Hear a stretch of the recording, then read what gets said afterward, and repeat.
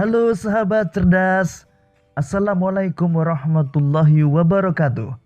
Pada kesempatan kali ini, kita akan belajar pada tema 6, panas dan perpindahannya, subtema 2, perpindahan kalor di sekitar kita, dan kita sampai pada pembelajaran kelima dan 6. Sahabat cerdas, sebelum kita mulai pembelajaran kita, jangan lupa untuk berdoa terlebih dahulu. Sahabat cerdas, pernahkah kalian berkemah?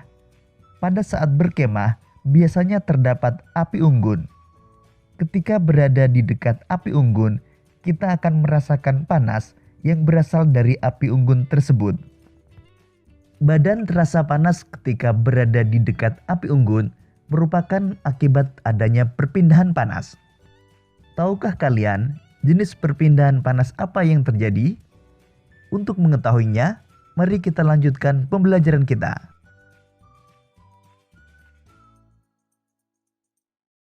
Perpindahan kalor atau panas secara radiasi. Bagaimana panas matahari dapat sampai ke bumi? Kalor dari panas matahari tidak dapat berpindah secara konduksi, karena udara yang terdapat dalam atmosfer termasuk konduktor yang paling buruk. Kalor dari matahari pun tidak dapat menghantar secara konveksi, karena antara matahari dan bumi terdapat ruang hampa yang tidak menghantarkan kalor. Jadi, kalor dari matahari merambat ke bumi tanpa melalui zat perantara.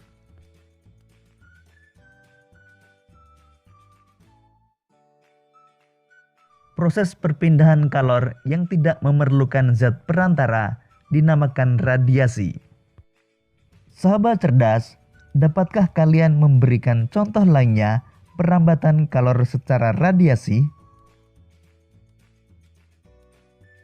Berikut ini contoh perpindahan kalor secara radiasi. Badan terasa panas ketika berada di dekat api unggun. Pakaian menjadi kering ketika dijemur di bawah terik matahari.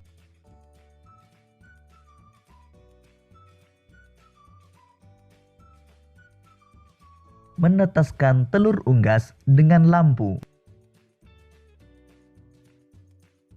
Sahabat cerdas, pernahkah kalian pergi keluar rumah pada siang hari yang terik dengan menggunakan baju hitam?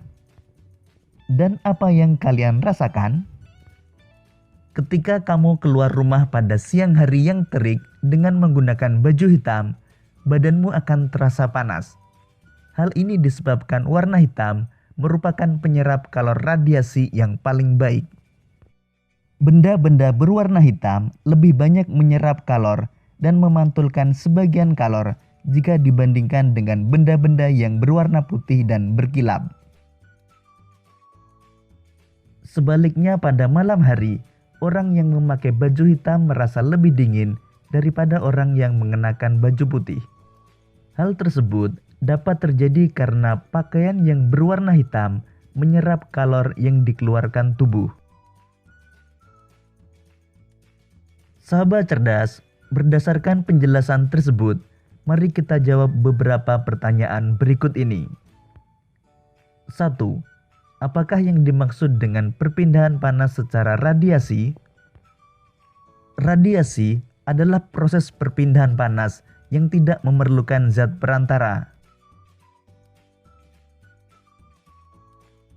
2. Apakah perbedaan utama perpindahan panas secara radiasi dengan perpindahan panas secara konveksi?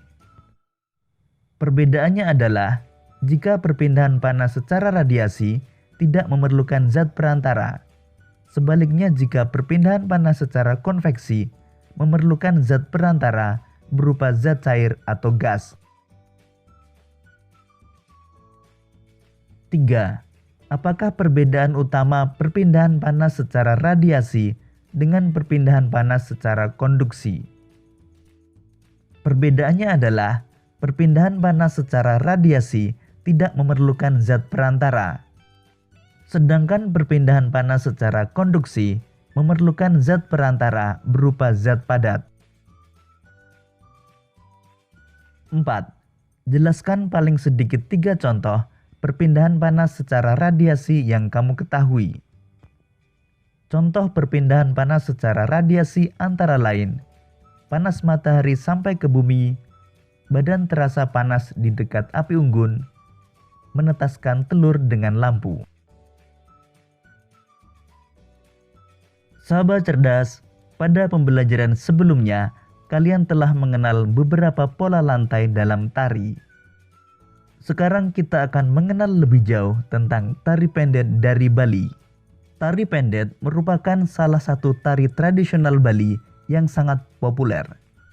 Lahirnya tari pendet berawal dari ritual sakral Odalan di Pura yang disebut dengan Mamendet atau Mendet. Mendet dimulai setelah pendeta Hindu mengumandangkan mantra dan setelah pementasan topeng Sidakarya. Tari ini dipentaskan secara berpasangan atau secara massal dengan membawa perlengkapan berupa bokor, sesajen, dan bunga.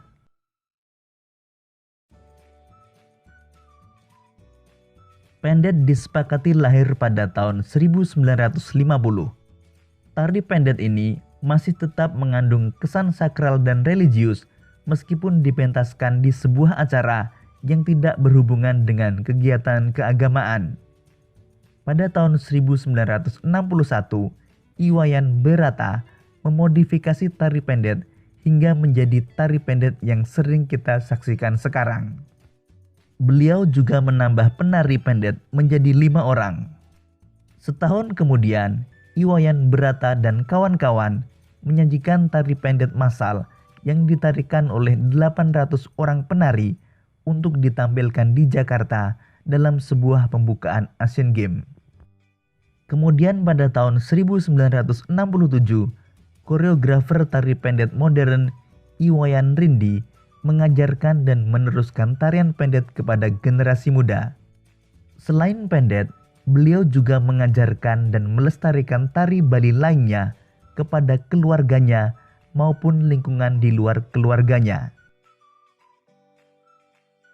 Tari pendet menceritakan tentang dewi-dewi kayangan yang turun ke bumi.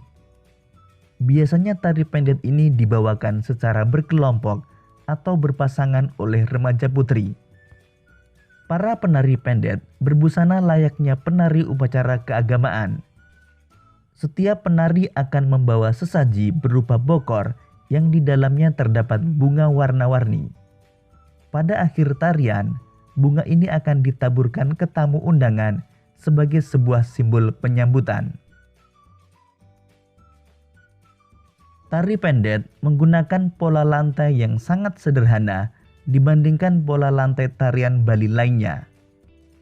Tari pendet hanya menggunakan pola lantai berbentuk huruf V, pola lantai lurus, dan pola menghadap ke samping kanan dan kiri.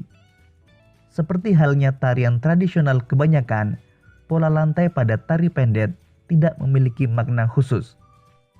Tidak seperti tari bedoyo dari Yogyakarta yang memiliki makna di setiap pola lantai tariannya. Sahabat cerdas, berdasarkan bacaan tersebut, kita dapat menuliskan hal-hal penting yang terdapat pada setiap paragraf. Berikut ini beberapa hal penting dari bacaan pada setiap paragraf.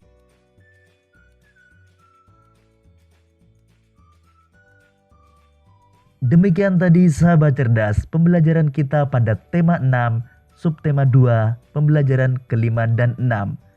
Untuk menguji pemahamanmu, kamu dapat mengerjakan latihan soal yang terdapat pada deskripsi video ini. Sampai jumpa pada pembelajaran berikutnya. Tetap semangat dan selamat belajar.